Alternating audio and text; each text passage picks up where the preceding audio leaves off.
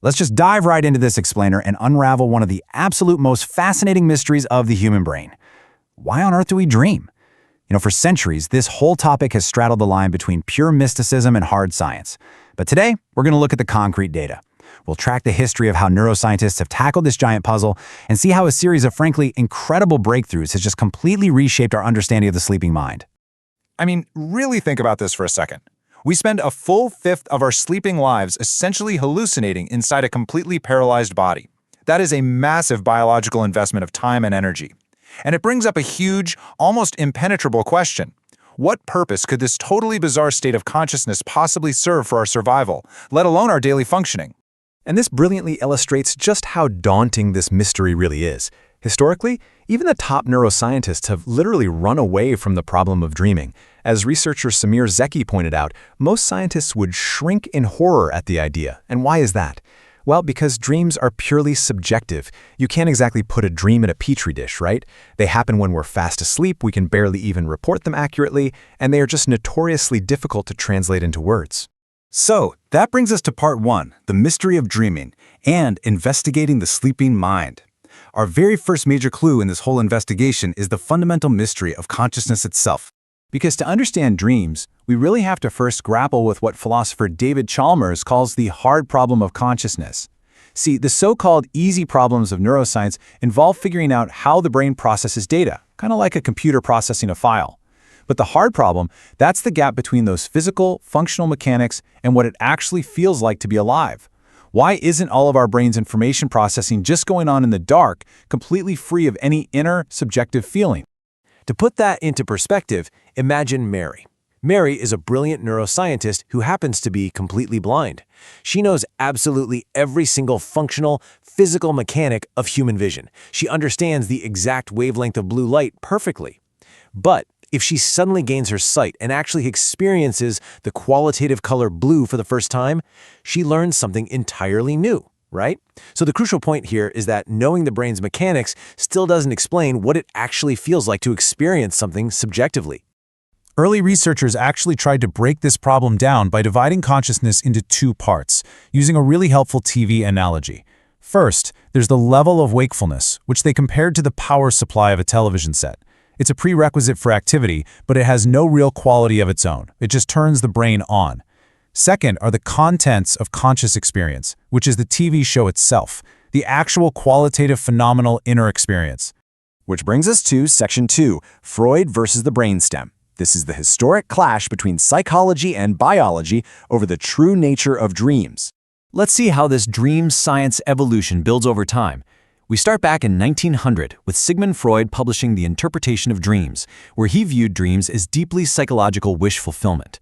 But as the century progressed, we hit 1953 and Asaransky and Kleitman discover REM sleep.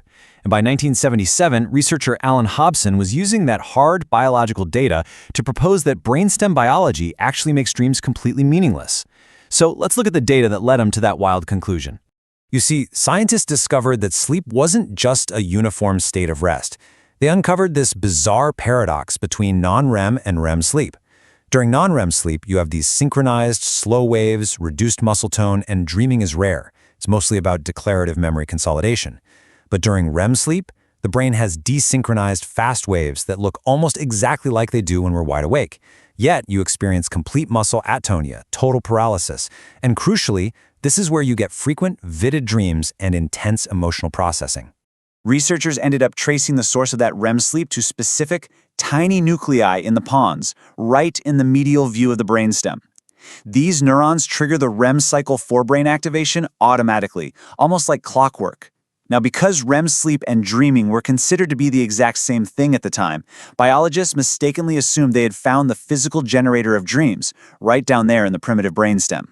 And this led Alan Hobson to boldly declare that the primary motivating force for dreaming is not psychological, but physiological, suggesting it's completely pre-programmed. Basically, his theory was that the brainstem just fires off random, meaningless noise. The higher cortex then tries to make the best of a bad job, stitching that noise into a bizarre narrative.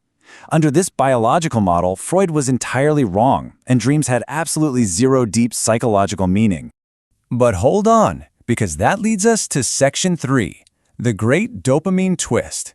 This is the gold standard of neuropsychology, and a massive twist that flips the whole investigation on its head. Because it turns out, equating REM sleep with dreaming was a massive scientific blunder. Through meticulous study, researchers discovered a double dissociation twist. They found patients who lost the ability to have REM sleep, but they still dreamed. And conversely, some patients lost the ability to dream, but still had completely normal REM sleep. Assuming REM and dreaming are the exact same thing is literally like assuming hunger is located in the digestive tract just because hungry babies cry. They're related, for sure, but they are definitely not the same thing. So, once researchers realized they were looking in the wrong place, they finally found the actual anatomical instigator of dreams.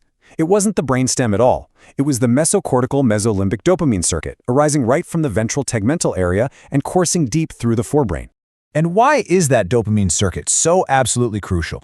Well, because this is our brain's dopaminergic seeking system. It's driven by dopamine and serves as the brain's core reward and exploratory pathway. It is highly motivated, super emotional, and anything but neutral. Rather than being random noise, our dreams are powered by our default drive, literally drifting toward unsolved problems and challenges, even while we sleep.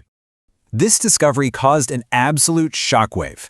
Get this, back in 1978, the American Psychiatric Association actually voted 2-1 against Freud's dream theory. But then, in 2006, based purely on this new dopamine evidence, the vote flipped 2-1 in favor of Freud. It completely vindicated his early idea that dreams are definitely not random, but are deeply driven by our intrinsic motivations and psychological desires. All right, let's move into Section 4, Emotion, Memory, and Consciousness, or basically feeling our way through life. What is this dopamine-fueled state actually doing for us every single night? Well, it turns out dreams serve a profound biological purpose. There are foundational affective consciousness at work, meaning we are literally feeling our survival needs. The brain is doing systems memory consolidation, moving data from the hippocampus to the cortex, pruning redundant synapses, and highlighting prediction errors. But because that dopamine-seeking system is active, we aren't just filing data, we're feeling our way through it. This perfectly explains why dreams are so intensely emotional, and why nightmares represent intense and sometimes failed emotional processing. And during REM sleep, our logical prefrontal cortex actually shows reduced activity. Meanwhile, the visual cortex and the limbic, or emotional system, just surge into hyperactivity. So, the crucial takeaway here is that with our logic centers dimmed down and our emotional centers blazing, our brains are completely uninhibited. They're free to creatively restructure the memories and emotions we picked up during the day. Which brings us to our final part, Section 5, Engineering Your Dreams and Harnessing the Night. Can we actually harness this unique brain state to our advantage? The answer is a resounding yes. Modern researchers have moved way beyond just observing sleep. As Karen Konkoly from Northwestern University says, they sought to use new methods in dream engineering to test this theory directly, actively manipulating this highly creative state. The dream engineering process works like this. First, you focus intently on a difficult, unsolved puzzle right before sleep. Then, researchers play specialized, targeted audio cues during the REM sleep phase. This essentially guides your brain's dopamine-seeking system right toward that specific puzzle. And the result? People are literally waking up with newly formed creative connections and massive breakthroughs that totally eluded them during the day. But to maximize your REM advantage and benefit from this cognitive optimization, you really have to set the stage. Healthy adults need about 1.5 to 2 hours of REM. That's 20 to 25% of your sleep. It is absolutely essential for procedural memory, creativity, and emotional regulation. You have to prioritize consistent, uninterrupted sleep to reach those later, longer REM cycles. If you don't, that REM deprivation leads directly to impaired problem solving and some serious mood instability. So, as we wrap up this explainer, we've seen how dreams are actually an essential, dopamine-driven cognitive tool. I want to leave you with one final thought to chew on. If dreams are the brain's way of feeling through life's unsolved problems, what is your brain trying to solve tonight?